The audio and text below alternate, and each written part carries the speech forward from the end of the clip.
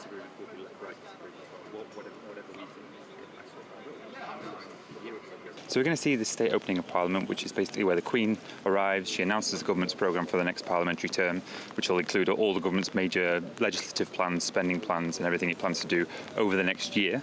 The elephant in the room, of course, is our EU policy and whether we've actually left or not. That will obviously have a big bearing, but this will basically be the government's domestic agenda and setting out what it wants to do, in theory, if it can do. But of course, it doesn't have a majority in Parliament, so whether it can actually implement any of these plans is highly doubtful.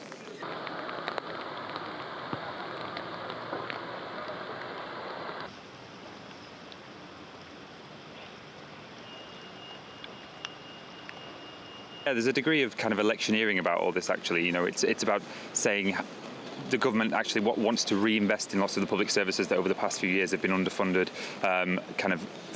The Conservatives seem to be orienting themselves away from their approach over the last sort of 5 to 7 years and saying we are no longer the austerity party. We realise that we need more police, we need more spending in education, and kind of going back to the fundamentals of what a sort of one nation Tory government might do, which means basically good on security, good on public services, moderate in all senses of the word, but of course Brexit may disrupt all of these plans before they even get started.